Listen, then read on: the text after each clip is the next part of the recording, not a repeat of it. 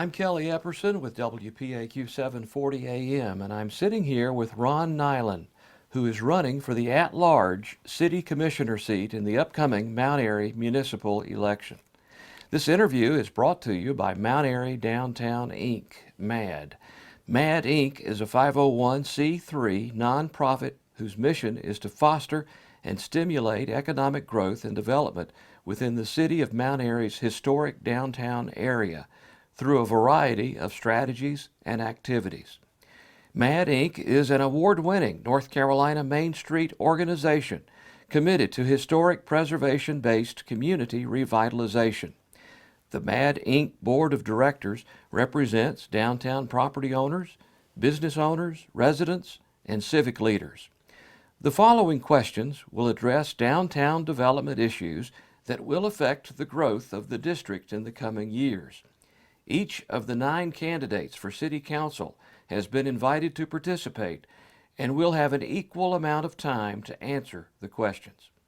The purpose of these interviews is to educate downtown stakeholders on the upcoming election and to encourage the citizens of Mount Airy to vote in the city municipal primary on October 8th, as well as the city municipal election on November 5th.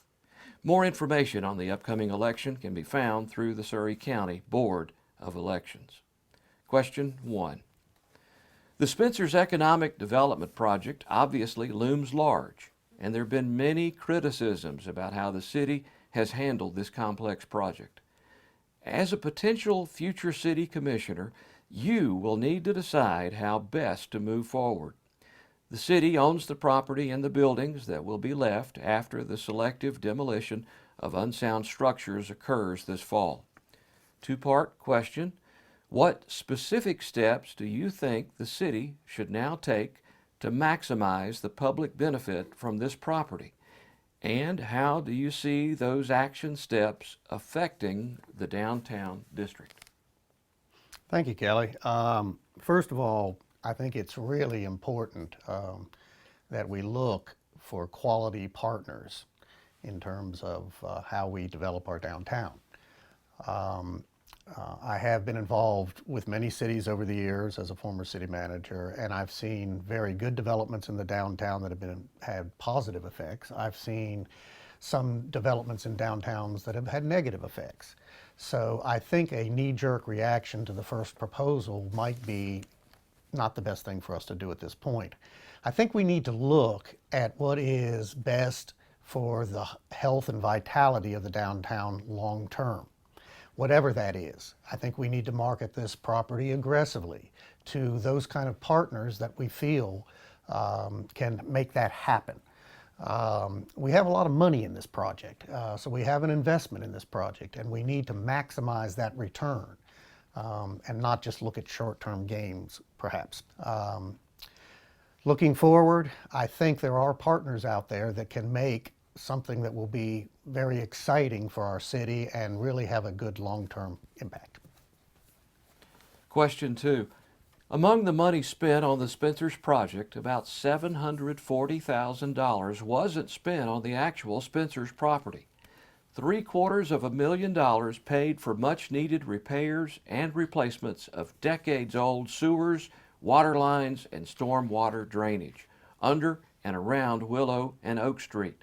Essential infrastructure improvements needed to support existing properties, whether the city bought Spencer's or not. The water lines and sewers in downtown Mount Airy are some of the oldest in the city, with many areas dating back to 1905, and they are failing. Two-part question. Will you put repair, replacement, and rehabilitation of the downtown sewer and water systems at the top of your priorities for capital improvements? And if so, how should the city pay for it? Thanks, Kelly. First, let me say that probably the one major criticism I would have of how the Spencer's project has been handled is the essentially spending a lot of money on consultants and lawyers with very little or no return. But that's in our past now, and we have to move forward. So looking forward, we have an investment in the downtown. And cities typically fund capital and infrastructure improvements.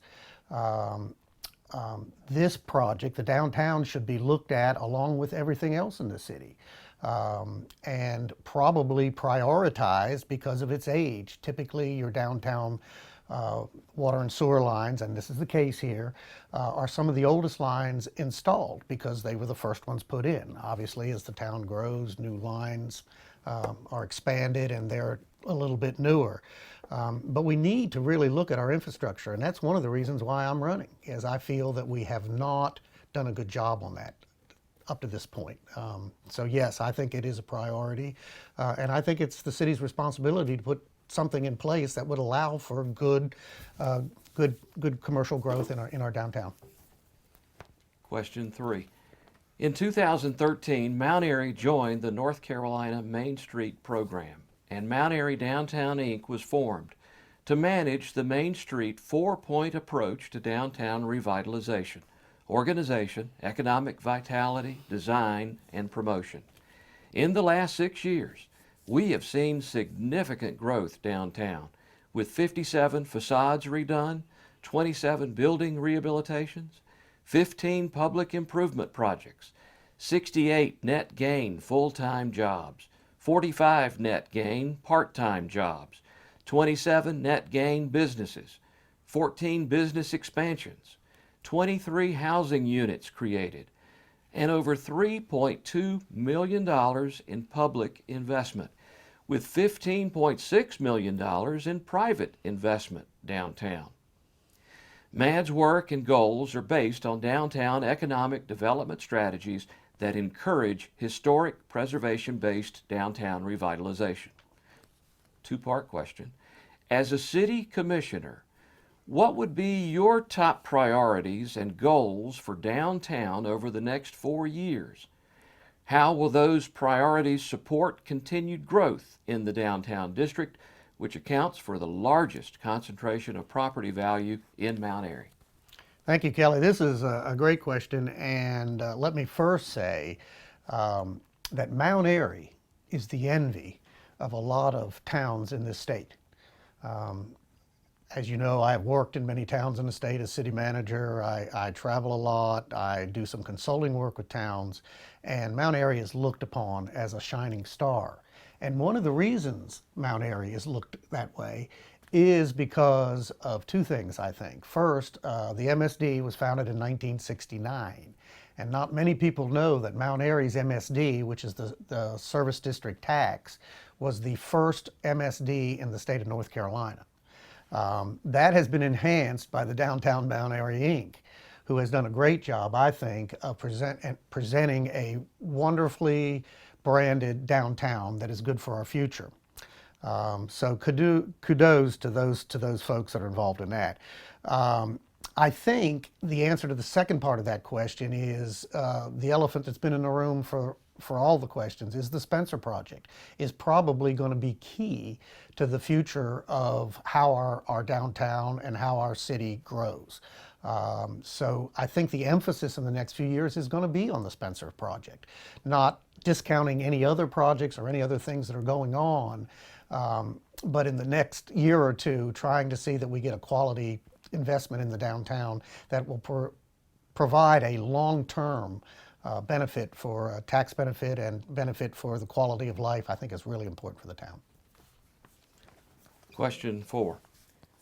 The following list of initiatives has been drawn from downtown needs and priorities identified by MAD, the North Carolina Main Street Center, and several studies that have been undertaken in recent years with tons of data, lots of maps, and many pages of citizen input.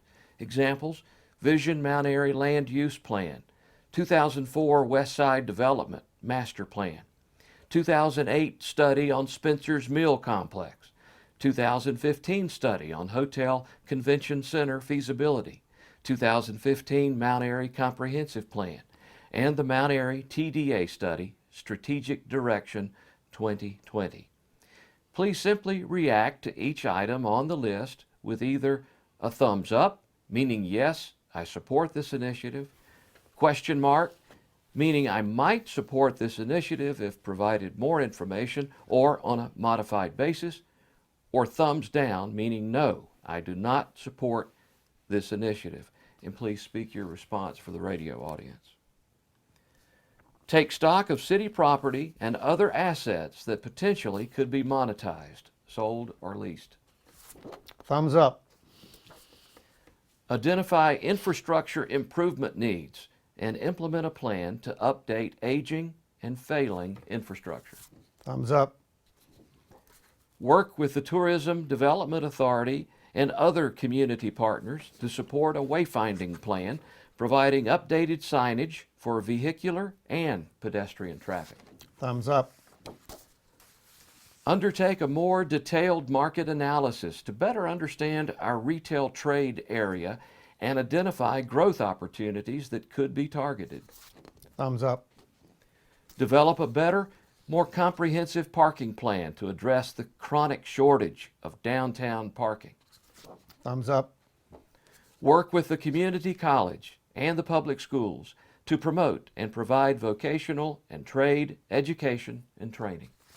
Thumbs up. Provide greater support for a permanent farmers market. Thumbs up. Update streetscapes, including burying overhead power lines. Definitely thumbs up. Develop public spaces, including pocket parks and a town commons. Thumbs up. Continue greenway connections or expansions through the downtown area. Thumbs up. Continue to support festivals and other events sponsored by nonprofit civic organizations.